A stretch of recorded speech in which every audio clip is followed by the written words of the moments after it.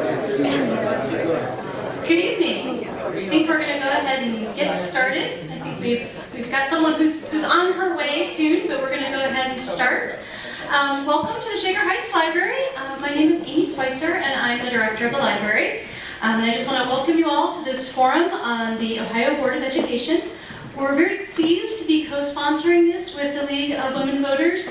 It's part of an ongoing collaboration with the library and the League to help people understand a variety of points of view on civic issues. I felt like the library is a great place for that, and to help learn and envision our future. So I know we have a very full schedule ahead, and we're getting started just a couple of minutes late. So I'm going to turn this over to Marcia Goldberg, who is the co-president of the Greater Cleveland League of Women Voters. So here's Marcia.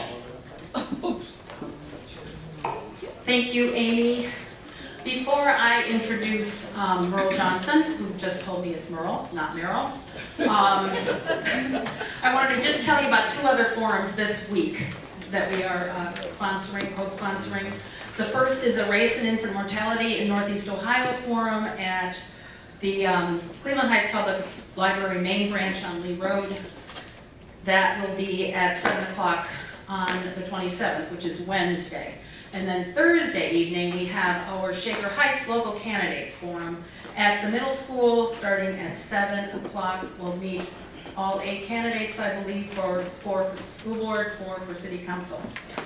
Now, it is my pleasure to introduce Merle Johnson, who is our State Board of Education member. She is a member from our district. Until last year, when I paid attention to this race for the first time, I didn't even know I was in District 11. I had no idea that we had a representative on the State Board of Education, or maybe I vaguely knew it. But I did learn last year that District 11 includes a great part of Cuyahoga County, as well as part of Lake County. I'm not quite sure how that worked out, but maybe Merle can explain it to us. Merle Johnson is a retired teacher. She taught for 40 years in the Cleveland Public Schools.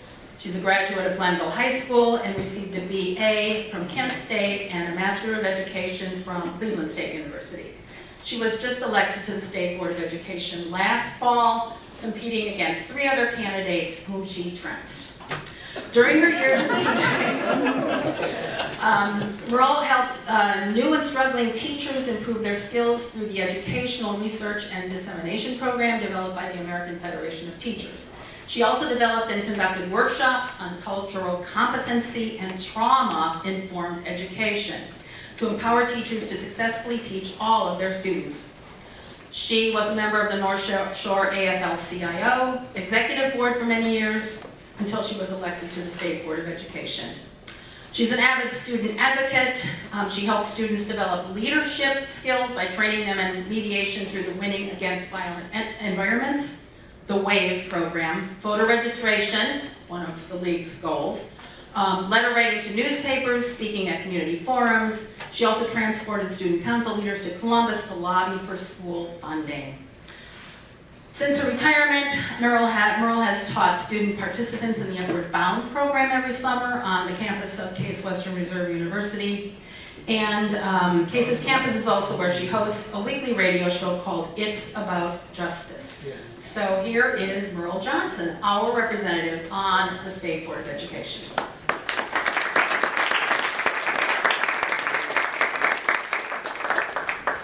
Can you hear me? Mm-hmm. Okay, good. I talk like that because I taught for 40 years.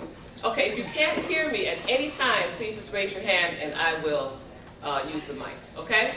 Way in the back, can you hear me? Yes. Okay, cool. Good evening. I want to thank you for being here. I want to thank the League of Women Voters for having the idea to do this forum. When I was campaigning, almost no one had heard of the State Board of Education.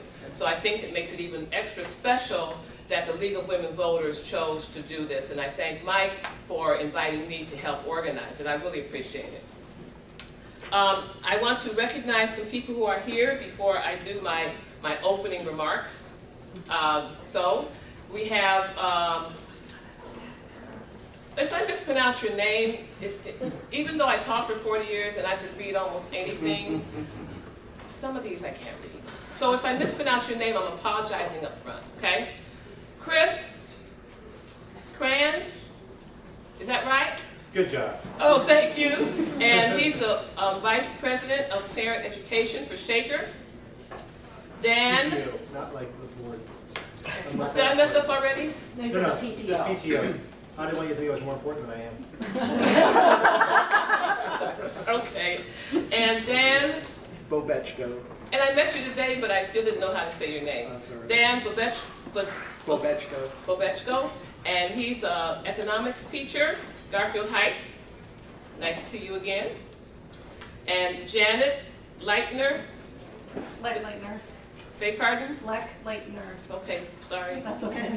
She's a teacher for Cleveland Heights University Heights. And Angel Quarterman. Oh, you're supposed to be like standing up so people can see you and acknowledge you and everything. We need to start all over, right? Everybody who I just called, make sure you stand up and people can see you. Okay, and Angel is an educator with Shaker. Oh, there's more.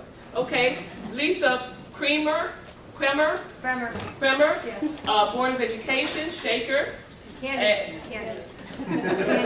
Not elected yet, so. Oh, they didn't put a candidate, they just had Board of Education. Well, you just put Board of Education. A candidate for Board of Education for Shaker. Confidence.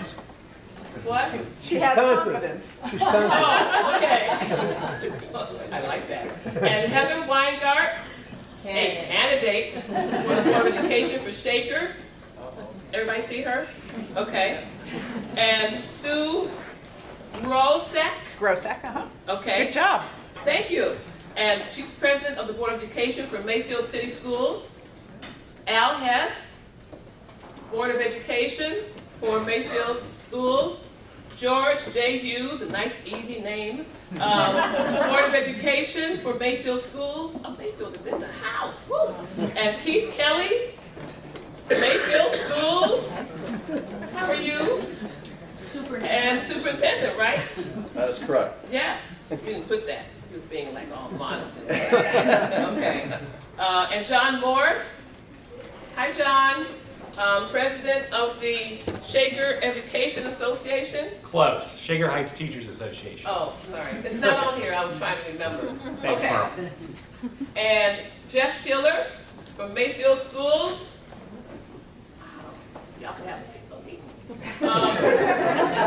Annette Tucker Sutherland from the Shaker Board of Education.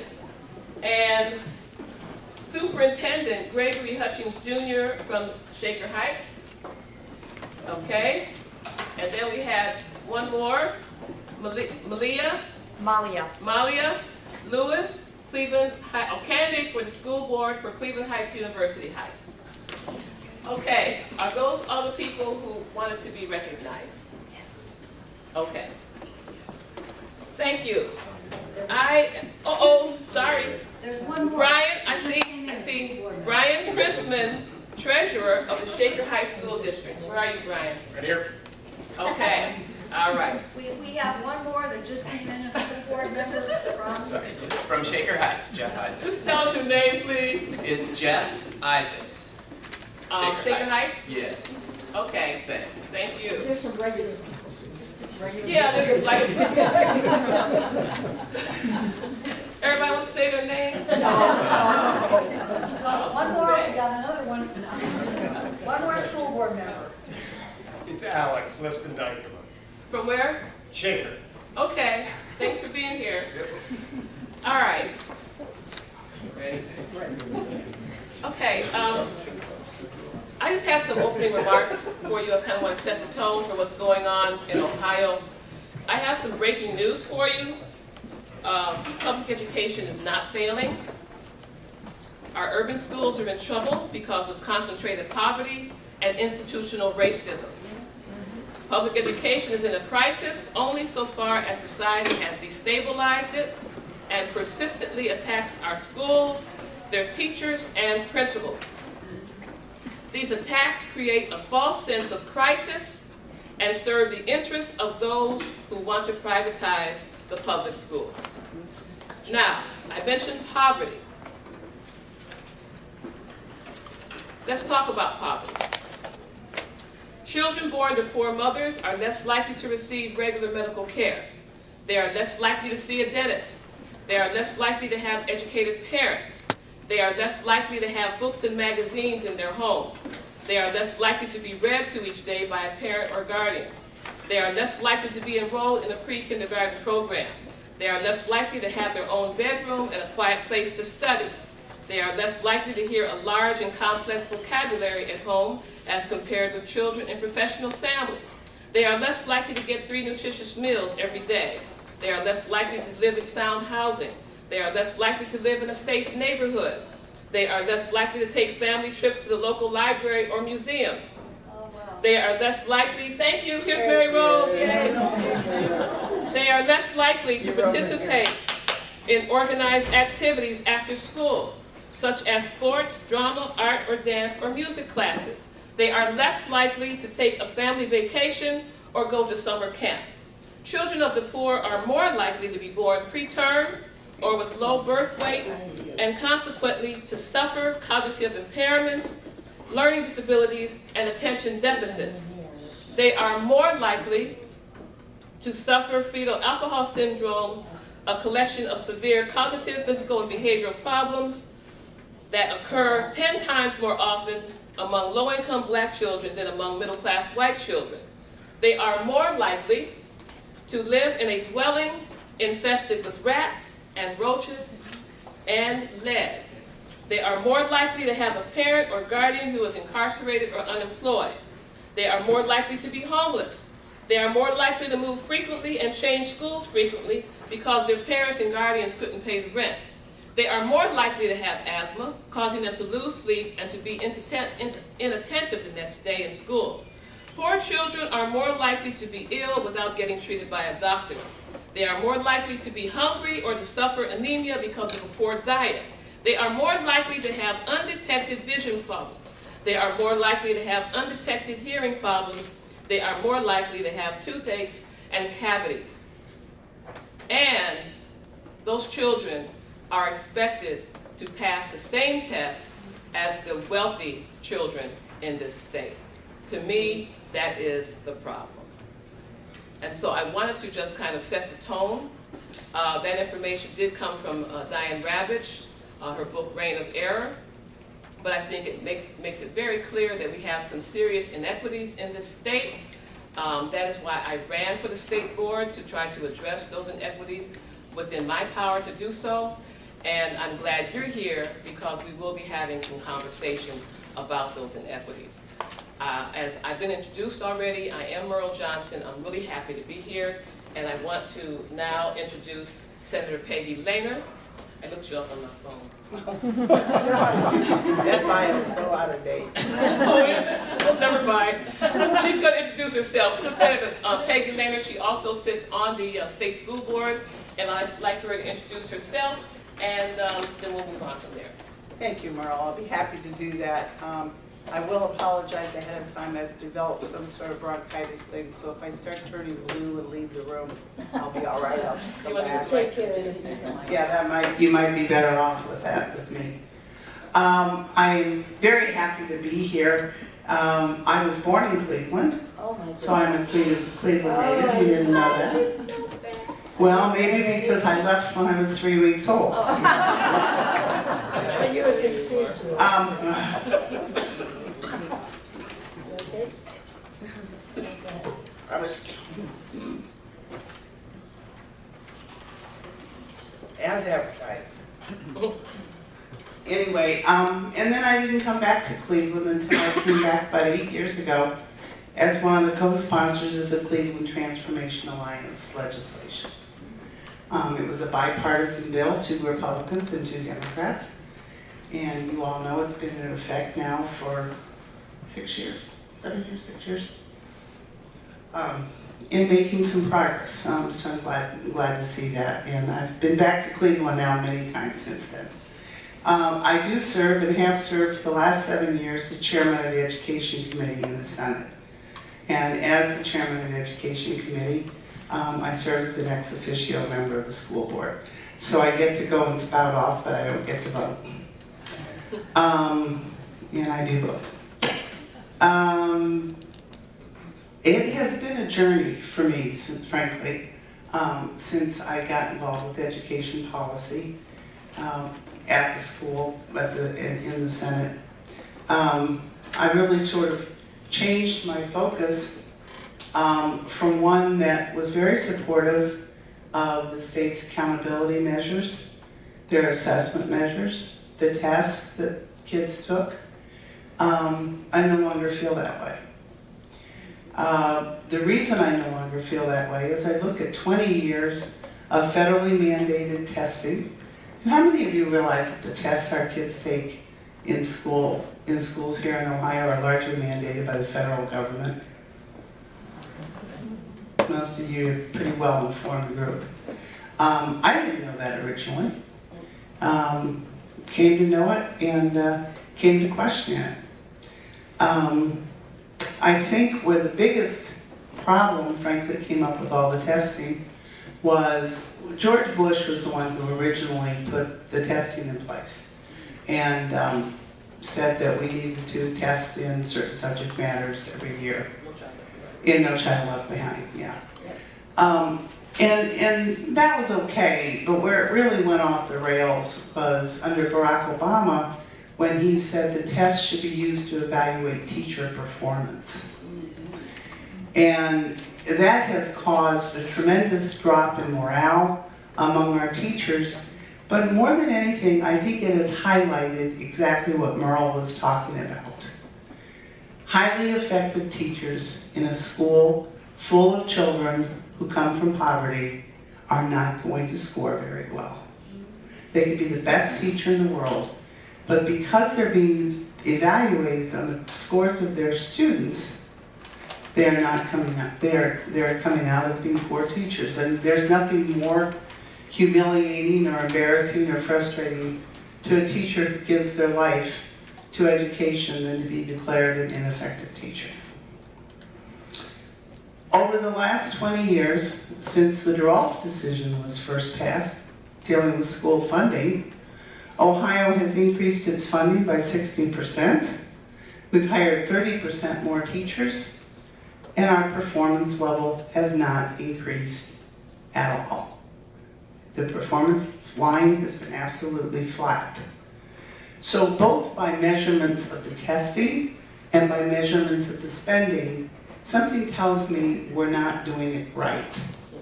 That our focus is misplaced, our efforts are misplaced, and until we're willing to turn that around, we're going to continue to see schools performing very poorly. Now, we'll get into some of those solutions down the road here, but once again, it very much centers around the issue of poverty. And there are strategies that you're starting to hear about very frequently. Number one being preschool. We're the only nation, developing nation in the Western world that doesn't have preschool for its children. That's just totally unacceptable. And particularly for children in poverty, it's critical. There are other things we can do, primarily around wraparound services and that sort of thing. There's a whole range of discipline issues that we'll get into a little bit later here. But it's a question of we do need a reformation in education. We need a transformation. And it's not because our schools are not doing the very best they can. But the problem is they have too many students who are not coming to school prepared to learn. And that's where we need to put our emphasis. I'm going to turn it over to, I was going to introduce her. I'll introduce her. Okay.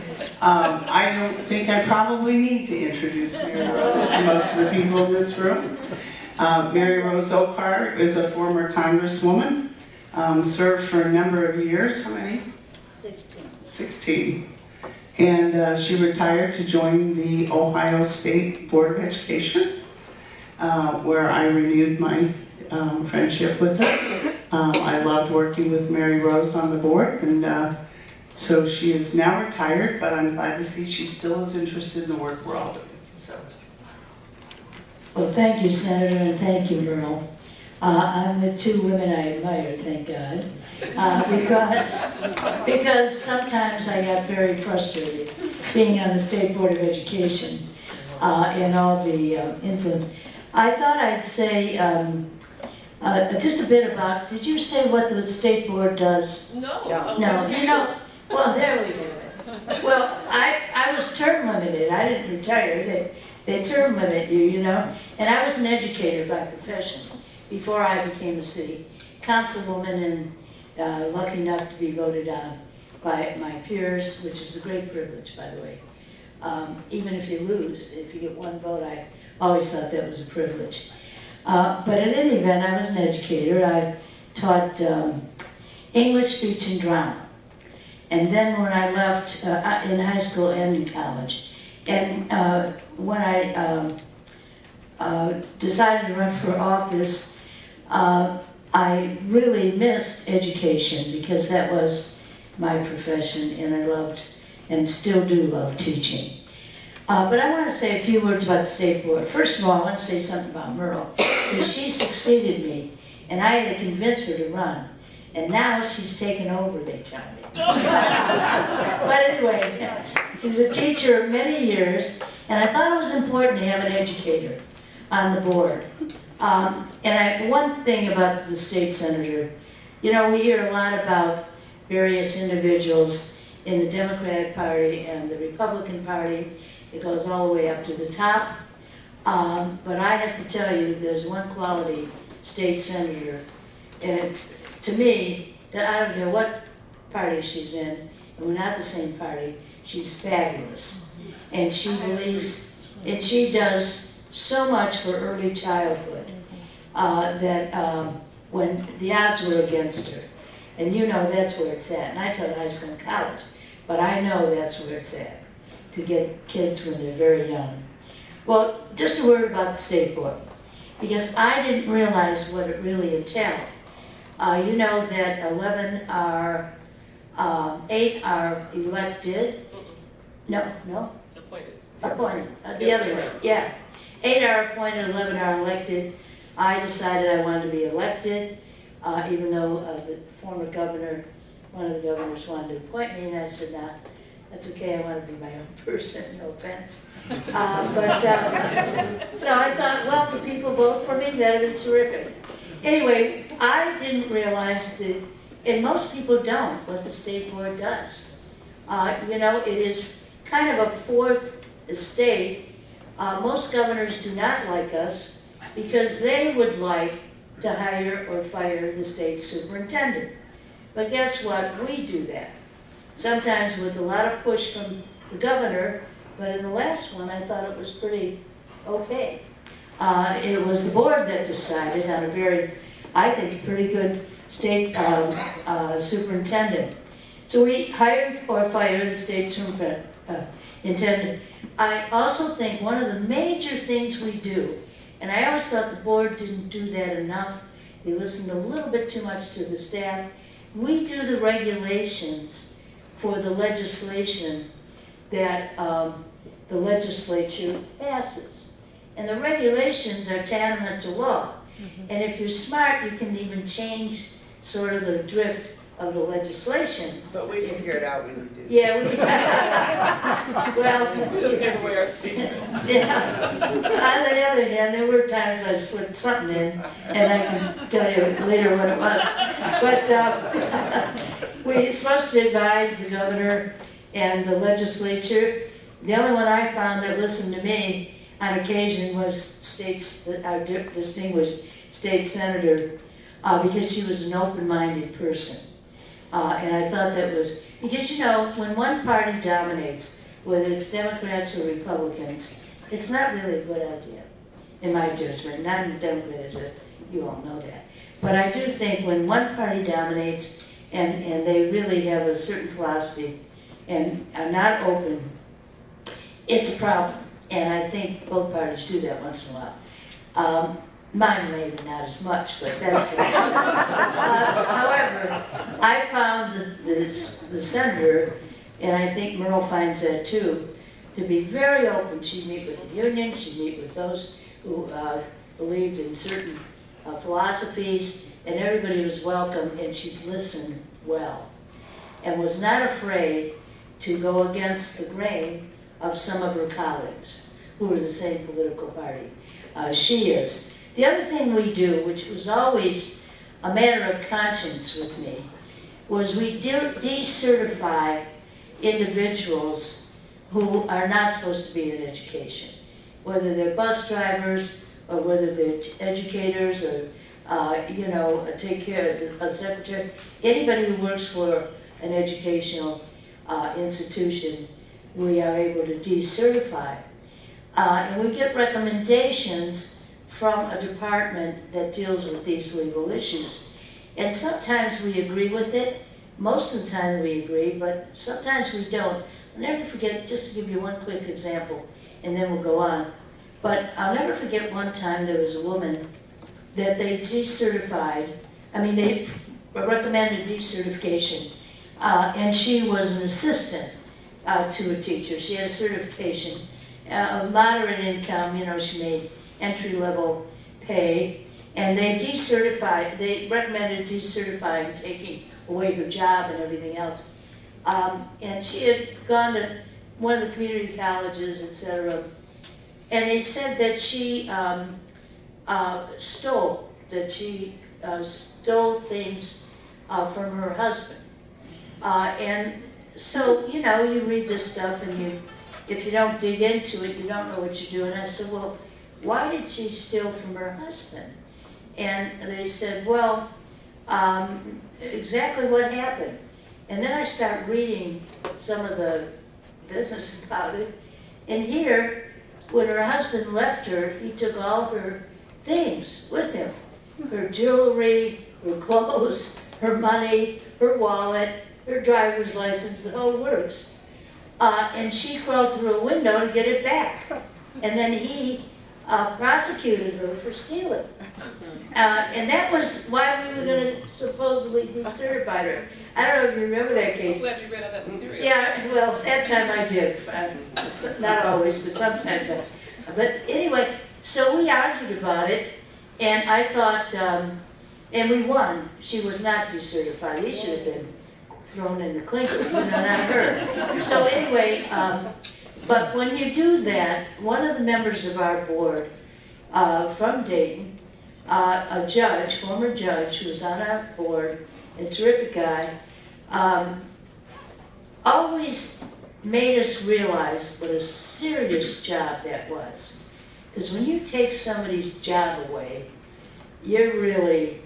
that's it for them, practically, for life in many ways. So he made us realize how important our decision-making was. And it taught me a lot to be a little more knowledgeable about what we were voting on, just not be spoon-fed. But in any event, we could probably do a lot of other things, but those are some of the things we do. And it's a pleasure to be on the same panel with these fabulous women.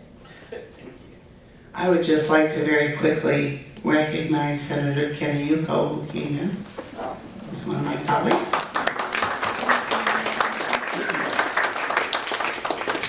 And I also, Kevin Versloff is here. He's with the Transformation Alliance and with the Cleveland School Board. Thank you. All right.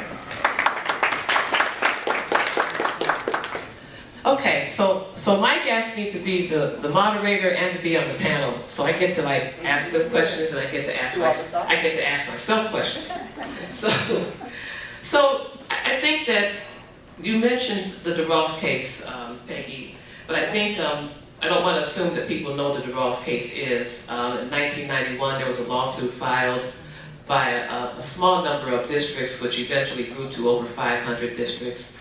The plaintiff was a young man named Nathan DeRolf, who at that time was going into high school. And the case was centered around the fact that Nathan was not getting a thorough and efficient education, which our Constitution says that all children in Ohio will have a thorough and efficient system of school system. And so the lawsuit was filed in 1991. William Phillips, who heads up the Coalition for Equity and Adequacy for School Funding, was headed up that particular lawsuit. And so the state appealed, said no, we're doing okay. And in 1997, the Ohio Supreme Court ruled that the way Ohio funds its schools is indeed unconstitutional. And there were a number of reasons given, but the major reason was because of an over-reliance on property taxes.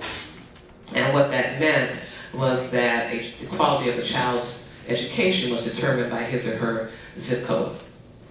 And so more appeals occurred, and the Ohio Supreme Court came back in 2000, 2001, and 2002. They had ordered the legislature to fix it, but the Ohio Supreme Court is not an enforcement body, so the school funding system still remains to this day unconstitutional.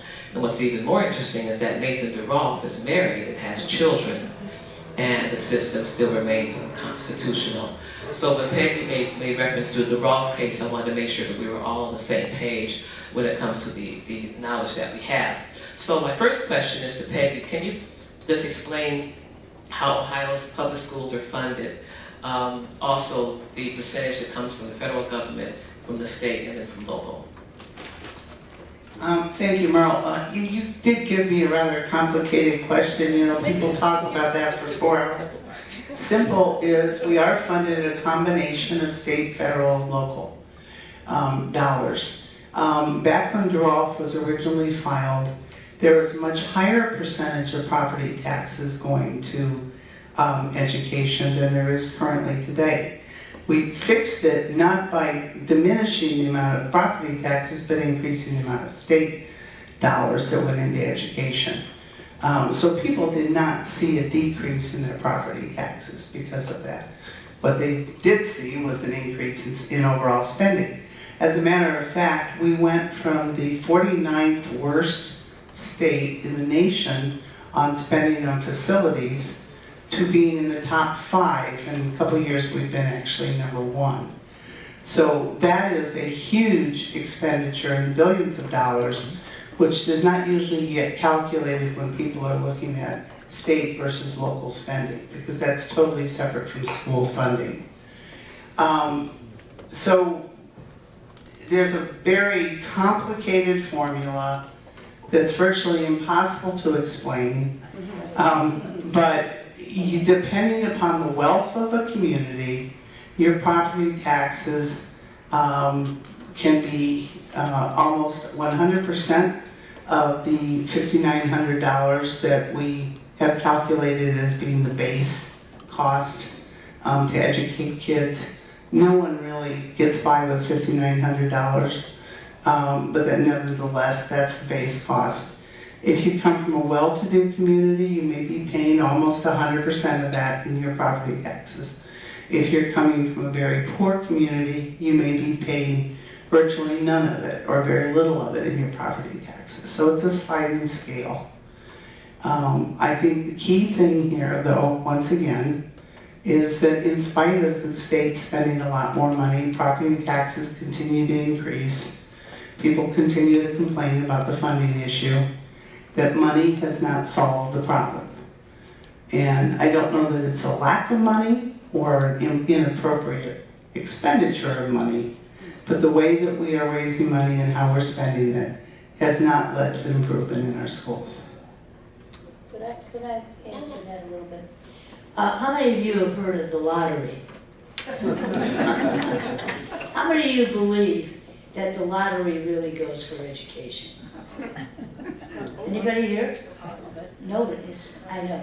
Well, I wanted to say one time, I have always been skeptical of the lottery's funding and where it goes. And the one time I did see it go for education was when Senator Lehner got money that you needed from the lottery, I believe, for early education. Was it 35 million, 12 million? 30 million, etc.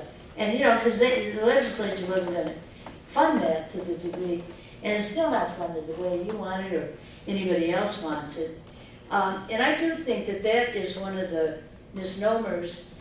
I also think that when you have this convoluted formula, that 8 years on the school board, I still don't understand exactly how Cleveland schools are funded, because I thought when we did the reform package, that we were gonna get favored a little bit, you know?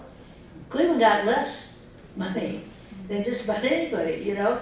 Not that I'm just talking about Cleveland because I represented a good part of Cuyahoga County and Lake County, so I care about everybody. But it was amazing, some of the wealthier areas got a better formula. So I'm still confused about how that happens, and I'm not blaming anybody.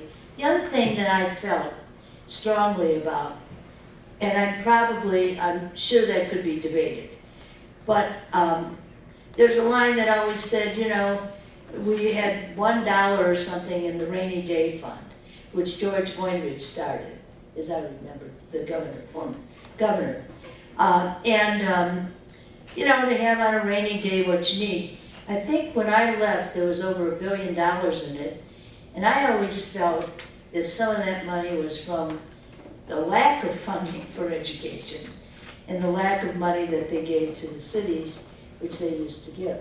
Now, you probably debate me on that one, maybe not, but I do think having that huge fund and not doing something about poorer kids or tutoring or something more that we could do in education, particularly in schools. By the way, DeWolf, that's an Appalachian school, and our board and the committee that I was fortunate to chair went to Appalachia. And if you think we have it hard in our area, you should see they have no tax income coming in from commercial properties. They have nothing there, you know? And so as a result, they can't pass a lot of things. And some of the grants, etc., depend on how you fund. When I was in the legislature, it depended on whether or not your school system would get matching money to build new schools, etc. Now, if you have no tax base, as they don't have in certain parts of Appalachia, I mean, they had outdoor johns years ago when I was in the legislature. So they were so dirt poor, I just finally realized what it was like in our area. So I do think that looking at different funds and so forth and how they're used is very, very important. You're right, Mary Rose, I am going to push back a little bit on that. Not because I don't agree that we could spend more money on a number of things in education, but I just want everyone to stop and think for a minute that education consumes 50% of the state budget. 45% of that is in pre-K to 12. Another 5% goes to higher ed. 40% of the budget goes to Medicaid. That leaves 10% of the budget to go to absolutely everything else, from prisons to the judiciary, to roads, infrastructure, everything else we have to pay.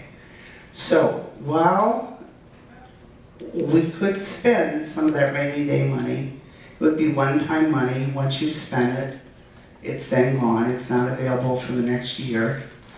And fiscal responsibility requires that any entity, any government entity, any business maintain a certain level of a rainy day fund. And we are a little bit above where we're required by law to be, or it's recommended by law to be. We're not that far above it. And like I said, it's sort of one-time money, so it's not a long-term solution. But who funds the state government? You all do. You fund it through your taxes. So while we could shift money from property taxes on the local level, we would need to pick it up someplace else, and it would be a matter of increasing taxes at another level. So it's not quite as easy as we'd like it to be. Thank you.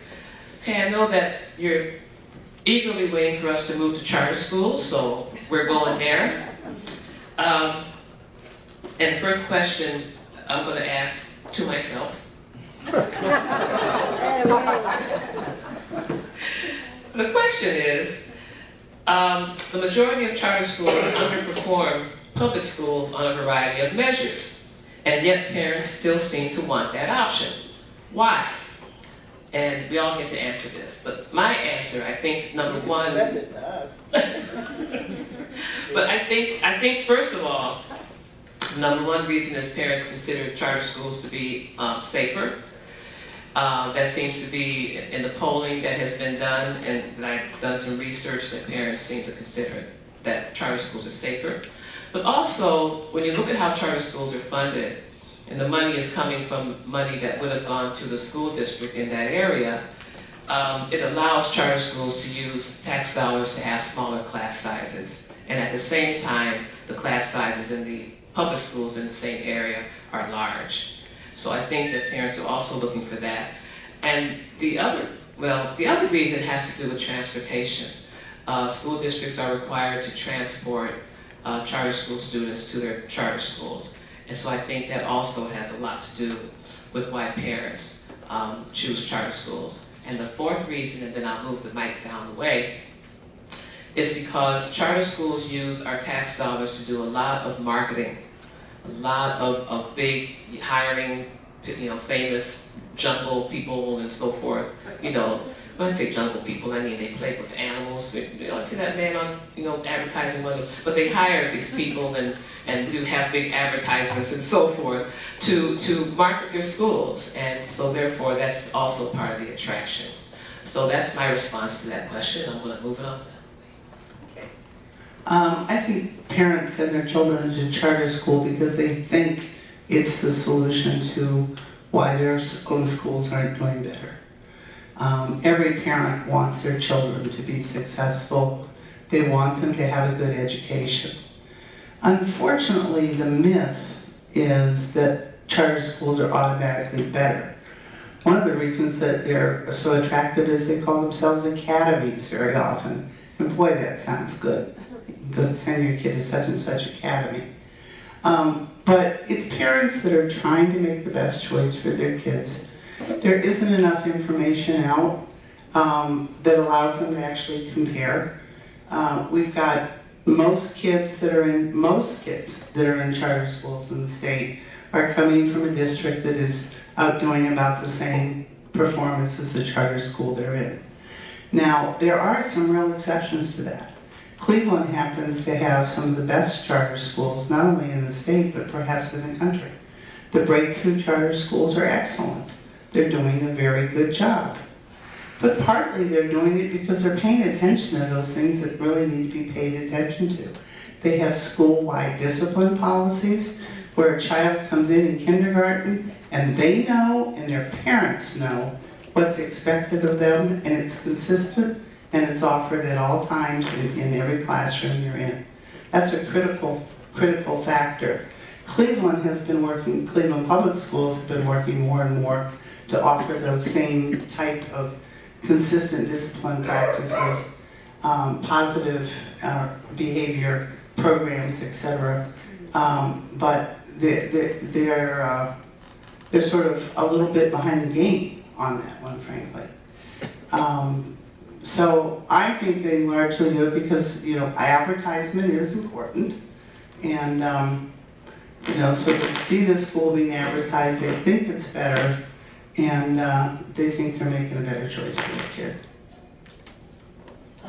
Well, what the senator didn't say is that she did a lot of the legislation to reform the manner in which charter schools were manifested, I think, and there were some real problems there, and you did the legislation to correct that. You should really tell about House Bill 2, Senator. So I'll turn it back to you, and then I'll say a few words about this. Thank you, Mary Rose. Sure. I should hire you as my PR person. Okay. House Bill 2 we passed 2 years ago, recognizing that there were many problems with Ohio's charter school sector. We have one of the first charter school movements in the country, and we have one of the largest numbers of charter schools anywhere in the country. When we were passing laws and regulations around how charter schools were to function, we had no models. We were making them up as we went along. We also made them very loose to encourage. I wasn't there, so I'm saying we, I just mean the state of Ohio. We made the rules and regulations very loose in order to encourage more schools to start up. It was very much the philosophy, I would say, in the early part of the century, or maybe more in the 90s, towards the charter school movement, and people saw that as sort of the salvation. So they were really trying to encourage them. Over the years, however, we came to realize that a lot of them were really taking advantage of those loose rules. One of the real problems was we have the sponsor system. Every charter school has to have a sponsor, and those sponsors are supposed to be monitoring how the school is being run, how money is being spent, et cetera, et cetera. Many of them weren't doing it. They were collecting a fee for being a sponsor, which is up to 3% of the schools, of the state's money. And just, you know, not really providing the oversight that they needed to do. So sponsor evaluation system was put in place. Not very many of the sponsors fared very well on the first round of those evaluations. We also started seeing people paying a lot more attention to enrollment, etc. Probably the most egregious case that was discovered was with ECOT, the Electronic Classroom of Tomorrow, when an audit by the state showed that while they claimed to have 16,000 students, they could only account for about 6,000, well, more like 7, I guess. And they had taken all that state dollars in the meantime. So the state has gone after ECOT and said, well, you need to pay back $60 million. Now, recognize that was just for 1 year. How many years has ECOT been spending money on children that enrolled at one point but never did the work?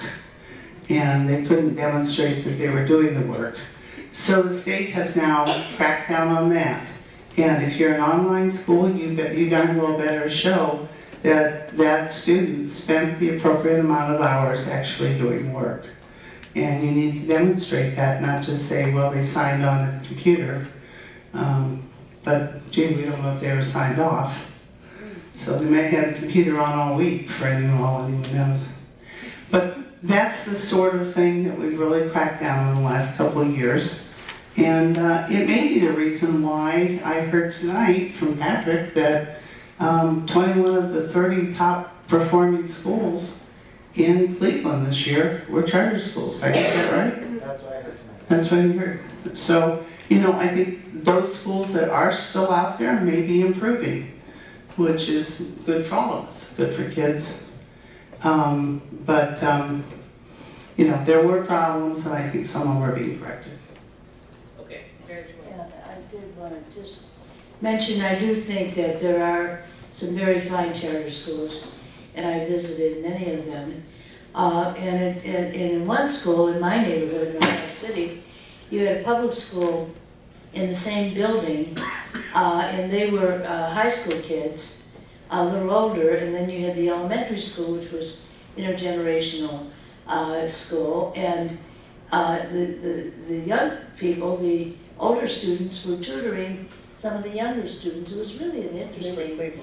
Yeah, and they were Cleveland public schools, although they call charter schools public schools too. But it was very, very interesting to see how that worked so well, and that was one of the better charter schools. But the committee, our committee found when I was on the school board that 70% of the charter schools in Ohio were not so good, and 30% were fabulous. They were either not very good or fabulous, you know? And so one of the things that I think was a real problem, because you probably read about some of the people who made a lot of money relating to charter schools, is that they can be the administrator, it's whatever he's called or she's called, it's for profit. And when I never heard of schools being for profit or anybody related to it before. And so we have seen, I mean, the Akron Beacon Journal has written about that, you've written about it, I have to tell you, it's repulsive to me. And one of the ways, and I'm just going to put it on the table, and it's not partisan to talk about this, one of the ways they got away with murder, and they have horrible charter schools. 48 or 45 out of 48 were terrible, and they made a lot of money for an individual. And some of them are in Cleveland, but most of them are in Akron. But one of the things that took place was that they gave a lot of money to people in leadership positions in the legislature, etc. And I asked Senator Lehner once, do you take money from this guy? She said, I don't take money from any of them. She's one of the few that did not. And some of them got that. So I do think that there was a racket going on. I still think that in part it still exists. And what happens is the good charter schools suffer because of the ones that are rip-offs, and that really is a shame. On the other hand, another problem is that once parents put their kids in the charter school and they realize it's not doing very well, they take them back to the public school, and then there's this disparity sometimes that the public school doesn't get that money quickly enough for the child who left, so it's all kind of convoluted. But I must say that some of the reforms that were made in the bill number 2, House Bill 2, with the senator a major sponsor on the Senate side, and insisting on certain things when you went into conference, really did a lot to reform some of the loopholes. Thank you. I just need to give a little history on charter schools. The original idea of charter schools was envisioned by two gentlemen back in the 1980s. One's name was Ray Budd, but the other one was the late president of the American Federation of Teachers, Al Shanker. And Al's original idea was that charter schools would be used to empower teachers to devise their own innovative curricula, maybe if they wanted to partner with parents, to have innovative methods and to free them from the regulations and the bureaucracy of the public schools. Neither of these men intended for charter schools to be used to transfer control of public schools to private hands or to create profit-making enterprises for stockholders. And they also did not intend for charter schools to destroy teachers' rights and their unions. That was never the original intent of charter schools.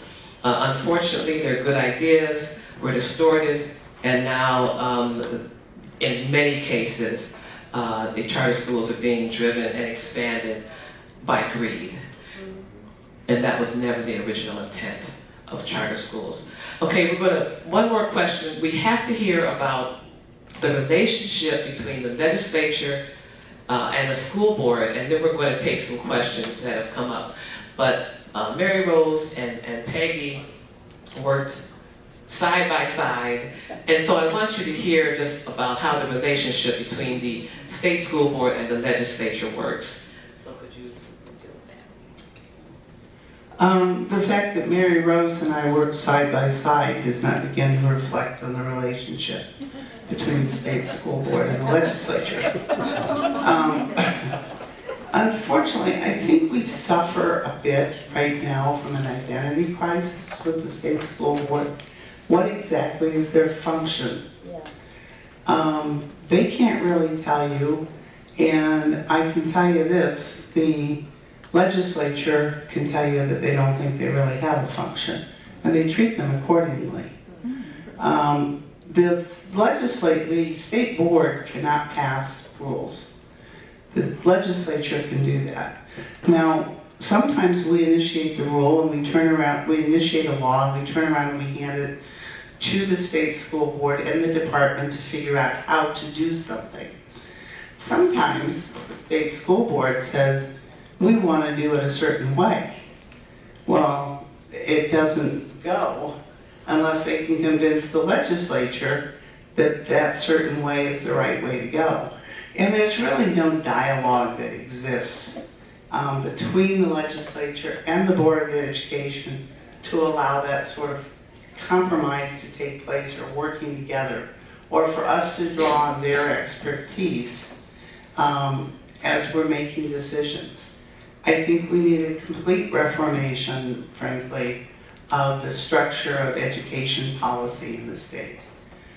We have no system of making long-term decisions. Things are made on a 2-year by 2-year basis because that's how long the House of Representatives, how long their terms are.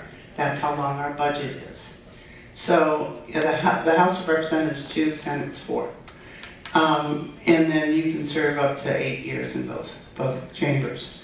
But the fact is that we operate on the 2-year at a time basis. So as we look long-term and we say, how do we create a system of education in this state where starting at about age 3 and maybe even before that, and all the way through grade school, high school, workforce readiness, college, and then graduate school, we have a system that complements each other and plays off of each other, and we build on the talents of our students. We really don't have any entity to do that kind of long-range planning.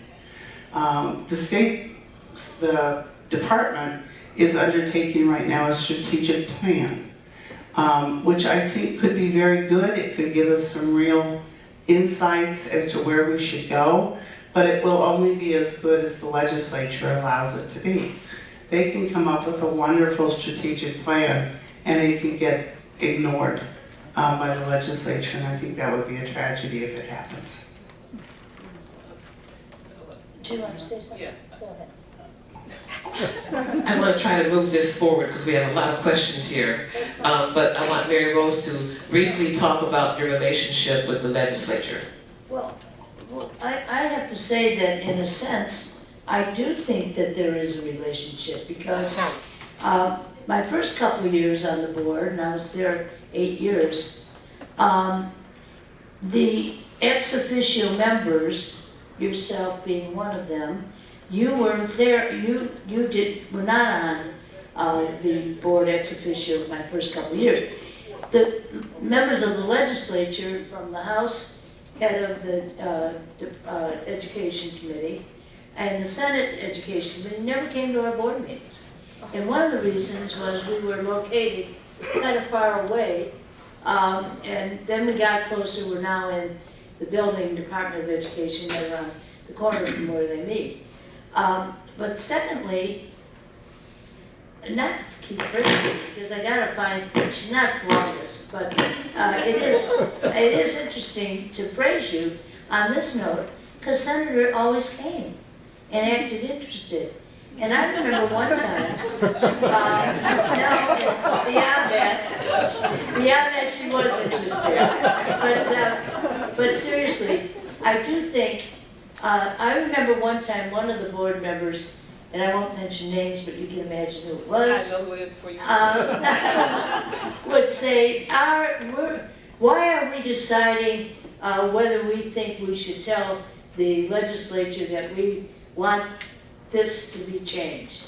And they don't care what we think, and it's not our responsibility to do it. Well, I think it is our responsibility to do it, to advise, and so forth. And so I remember asking you this question, I can't remember the issue, but I said, does it matter what we think about this particular issue? It might have been early childhood.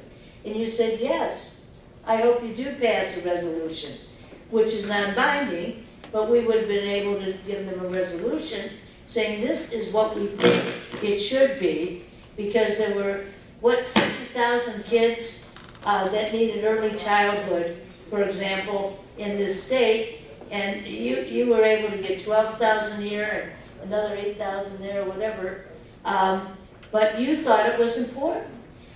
So I do think that we have a function to advise, and I do think that's part of it. But I also mentioned other things. the state board does. Most of the states in the union, our country, do have a state board, and as I mentioned, because we have certain responsibilities, particularly hiring the superintendent and doing the regulations, the administration never likes us because they want to have that department lock, stock, and barrel. And I can understand that. But we are very likable people. Okay, now there's a number of questions here, and I'm going to deal with this first one because it's something that I wanted to mention. Someone asked, please talk about how zero tolerance discipline policies exacerbate racial academic inequities and what schools and policy can do to change this. One of the things that I've been doing along with Barbara Oberg, who is a longtime child trauma consultant, and she trained me in trauma-informed education, is we have been training schools. We just trained 2 elementary schools in Garfield Heights District just this morning. And the reason I mention trauma-informed education is because not having zero tolerance is the way you deal with having a school that feels safe and emotionally secure for children. Zero tolerance says no matter what, everybody gets the same treatment, you get suspended, you get expelled, and nobody has any say about it. With trauma-informed education, where you try to create a safe environment for children, then what makes sense is to use restorative justice practices. And that means that the harm gets repaired, justice is returned, and the perpetrator and the victim are involved in finding a solution, and they are both welcomed back into the community. So it really, when you talk about racial academic inequities, there is a huge disparity between the numbers of African American children who are being suspended or expelled versus children who are not minorities. And that has a lot to do with that. So I just need to mention this. I was reading, trying to find the best school in the state, and Massachusetts being called the best school in the state. And I just want to very quickly read a paragraph from this article about Massachusetts. I just hollered out loud when I saw this paragraph. It says, echoing national trends, the school system is honing in on how childhood trauma can undermine achievement and developing means for helping kids cope with it. In fact, the district recently received a $1.6 million federal grant to address the early symptoms of trauma in students. Trauma is one of the many barriers that keep disadvantaged students behind. When you talk about improving what's going on in the state of Ohio, that's what needs to be happening in all 611 school districts. Trauma does not just affect a particular social economic level or particular race. All of our children are experiencing trauma, especially with the opioid epidemic. And so that was my long answer to that short question. Now, and I'm going to go to the next question, is that okay? But I know that Peggy is very much concerned about the chronic absenteeism and the children who, the issues that are not being addressed. Well, not on chronic absenteeism so much as I mentioned earlier that we would come back to this discipline issue. Merle mentioned that, it's a disproportionate number of minority children that are being suspended. Anyone want to take a guess at how many children under the age of 8 were suspended from schools in Ohio last year? I'm going to throw out a number. I think it's reasonable. Too many. The number, not a percent, because we don't know how many. Too many, but 2,000? Anyone else? How about 36,000? 90% of those were children economically disadvantaged, 85% were minorities, and most of those were boys.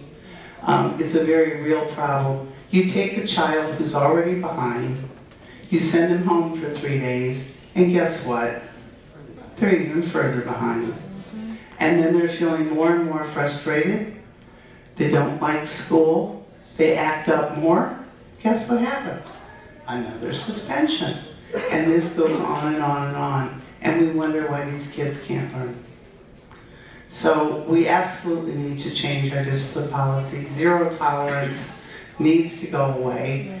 Too many schools have interpreted zero tolerance, actually incorrectly interpreted if you read the law, but they have interpreted it to mean there's no questions asked. If you commit certain offenses, you're out. No questions asked. So that needs to go away, and we need to replace it, not just with you can't suspend kids, but train our teachers better, prepare our teachers to have the tools to deal with the child, to understand that if a 6-year-old is fidgeting and falling out of his chair and what isn't focusing, maybe it's because he saw mom beat up dad or dad beat up mom the night before, or something like that's going on in the household. And until you take the time and have the skills to identify that, you're going to miss that. And it's so critical. So we're going to be introducing legislation here very shortly that prohibits the suspension of children under the age of 8. I'd like to do it up to 12, but we got to start somewhere. So, but it will require, they'll have 3 years to fully implement that. And in those 3 years, every school is expected to adopt a positive behavioral intervention system and train their teachers in it. We're also going to be requiring schools of education to actually deal with this subject. Can I respond real quick? Just real quick. I think we brought up suspension at one of the board meetings, and when I was on the board, I got calls from parents saying, you know, my daughter was suspended for 2 weeks or 10 days or something of that nature, and she's thrilled. You know, she had a fight, and they suspended both the girls. And she's thrilled. She goes home, she watches television all the time. She doesn't do her homework.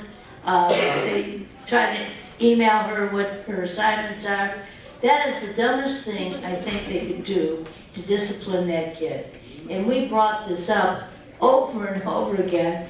And when I brought it up, I was told, because I called the superintendent, then I called the principal, and I said, why did you suspend children like, I mean, can't you put them in another room, give them, make them stay late or do something, some assignment that they won't like, but they'll do.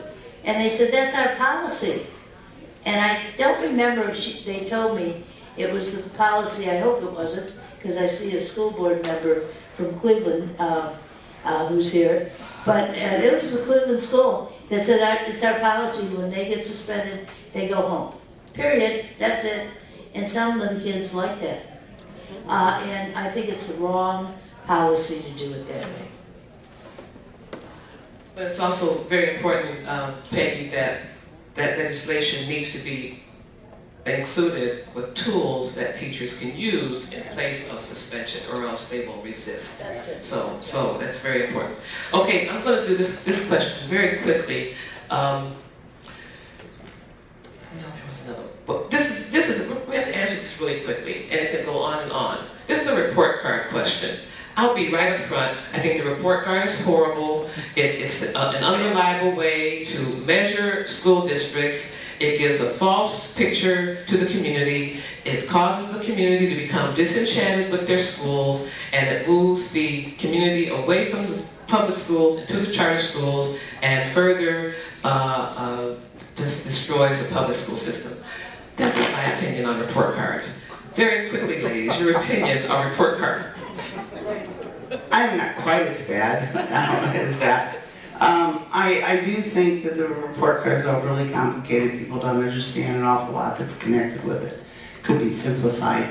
However, I think there's one item that I think we need to look at that we haven't had in previous years, and that's the performance on the ACT, SAT, which is not an Ohio test. It's nationally normed, and you know what? It's not giving us any better results than the Ohio report card is. And that should be kind of a wake-up call, I think. In the city of Dayton, 13% of the students were remediation-free on the ACT, which is kind of considered the benchmark that indicates college or career readiness. 13%. So I don't know, while the report card has its problems, I don't think we should be dismissing it as not telling us what we need to know. Well, just very quickly, I remember referring to the judge from Dayton that I know gave some a hard time on occasion, but one of the things he said, my daughters went to Dayton schools that got an F in just about everything, and they got a great education. So that was, to him, he didn't believe in any grades for anything. Thought that was absolutely wrong. I do think if you're going to have a grading system and you leave out, maybe they put it back in since I haven't been there, but when you leave out absenteeism, that is a big mistake, because if kids go to school, that means they're there and they can learn something. And when you don't count that in the rating, I think it's really wrong. Maybe they do now, but it's still in there. Well, it wasn't when we voted on that. As I remember, they always disagreed with me, our chairman. So that's all I have to say about it. Okay. I'm just trying to get to as many as possible. This question Peggy's going to answer. Please describe the state board culture. Is it as partisan as Congress? Now let me just mention, out of 19 members, we have 10 new members. Yeah. So I just want you to have that, and then Peggy's going to answer. Nothing's as partisan as Congress. So that's an obvious no. However, the school board comes and goes. I would say the current school board is not nearly as partisan as it was 2 years ago. That's right. Okay, oh, I like those short answers, thank you. No comment about Congress, right? That's it. Okay, there was another question that said, do members of the school board and senators have individual or collective consulting panels of current educators with whom they consult prior to making policy? If so, how do you get on a panel? If not, why not? Just to speak for myself, I go out to my districts and I talk to the educators in the district. I made sure I met all 24 of my superintendents before I was elected because I wanted to make sure that I went out to their communities and partnered with the superintendents to hear from the constituents on what they want. So the answer for me would be yes, I do consult. When it says a consulting panel or current educators, I do consult with my district. Did you want to? One of the lessons I've learned over the last 7 years is don't pass legislation without first talking to the teachers in the field. It's absolutely critical, and it's the first thing I do when I'm working on a piece of legislation is put together a panel of some sort. I usually ask the unions and other organizations to give me the names of people to come and be on those panels. So if you're interested in serving on one of my panels, talk to, if you're superintendent, talk to ASBO, teachers, OFT, OEA, and just tell them you'd like to be recommended. Now, the Department of Ed has started doing this far greater regularity.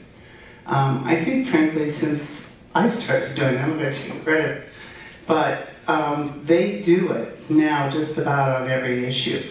And Dr. DeMario is really good at doing that.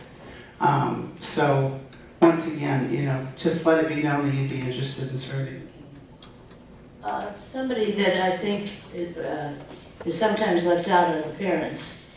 I met with a lot of parents and I hear from them a lot because they get frustrated if their school board, number one, won't listen to them. Number two, do not understand the problems, particularly of special needs kids, etc.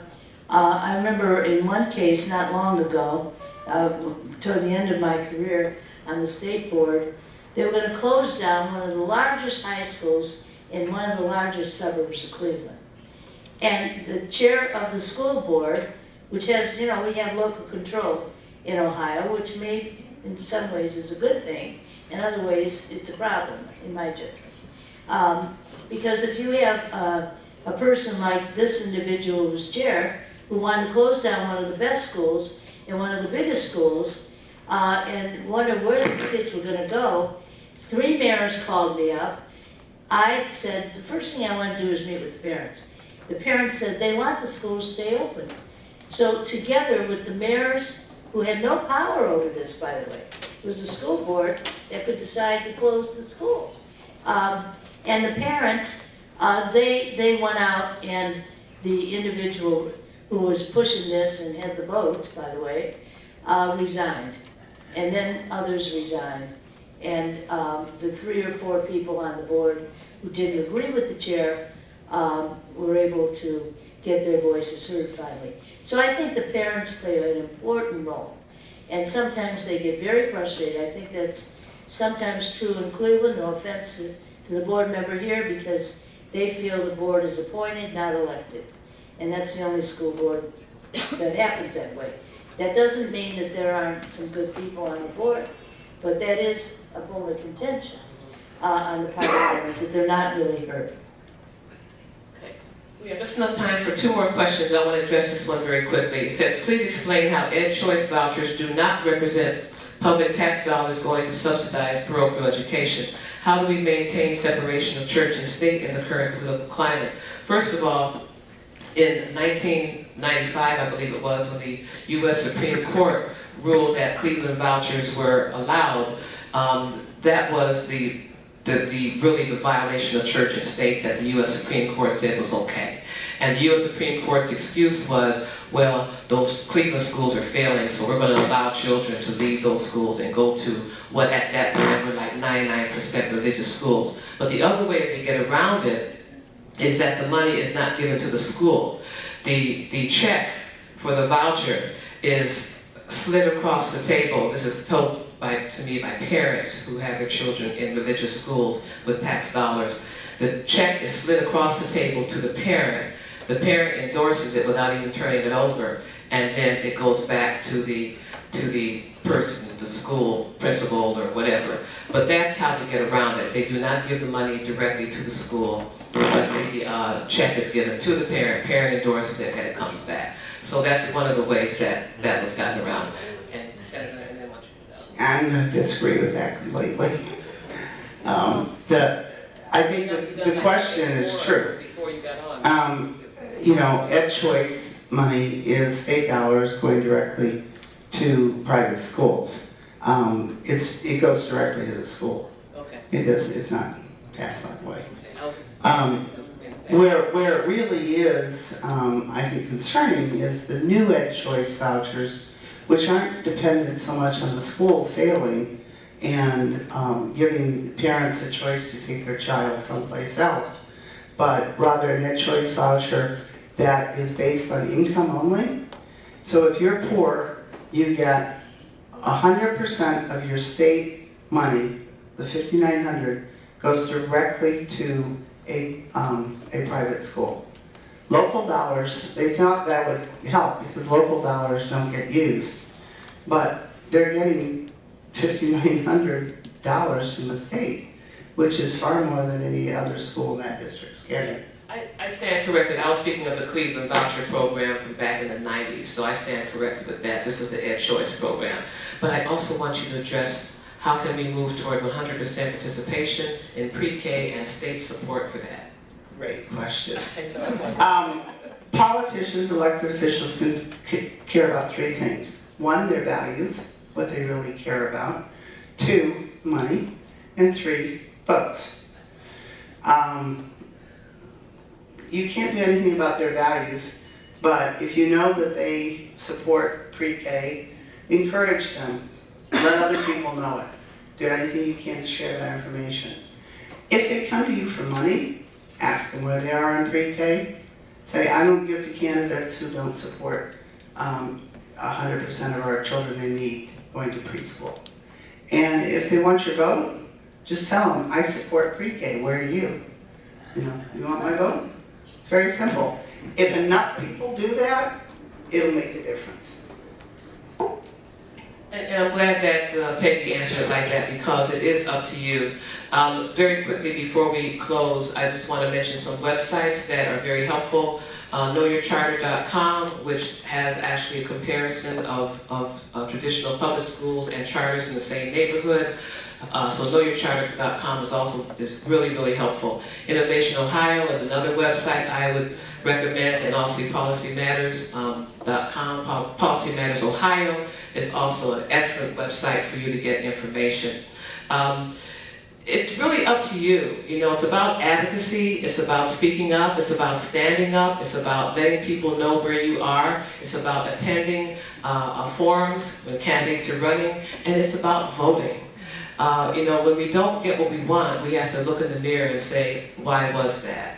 And it's really, really, really up to us to hold the elected officials accountable, and if they don't do the right thing, then don't vote for them again. But I want to close. First of all, I want to thank the League of Women Voters again for having this forum. I want to thank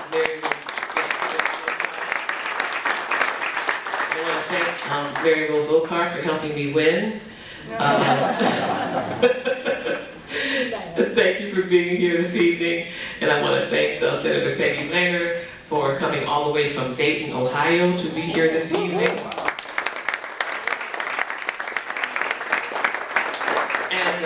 Mary Wright Edelman, who is the head of the Children's Defense Fund, recently received a wonderful award, and she had this quote that I found the complete quote, and I just think it really speaks to what we should be doing. It says, "You just need to be a flea against injustice. Enough committed fleas, fighting strategically, can make even the biggest dog move and transform the biggest nation." So I just want to end with that.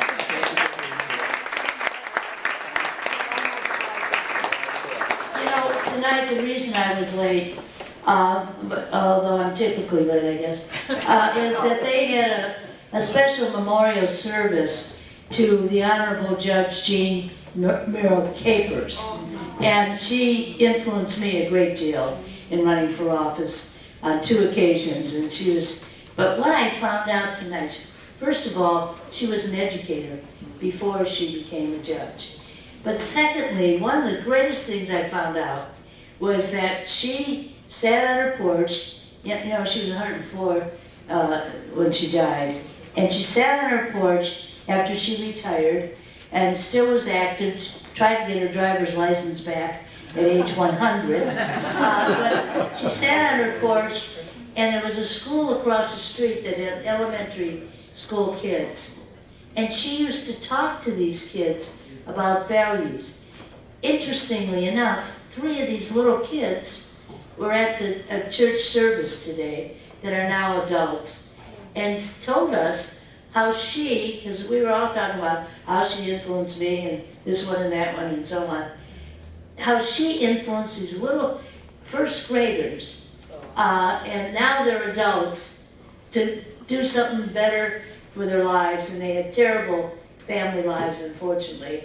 They all went to college, they all are in professional careers, and we're there to honor her because she influenced them at age 6. So she was still going at it at age 90 or so. I just thought I'd mention. Thank you. And just so I get last word? Yes. I too would like to thank the League of Women Voters. I know these kind of forums are very helpful, and you're stars at putting them on all over the state. Secondly, I'd like to thank the city of Cleveland, people here who have the courage and the willingness to try to do things differently in education. Some things will work, some things won't, but you're out there really carefully planning, and I really appreciate that. It brought me back to Cleveland, if nothing else. And lastly, I'd like to thank Mary Rose for all her kind comments. Thanks for coming, everybody. Have a safe evening. Thank you. Yes, I think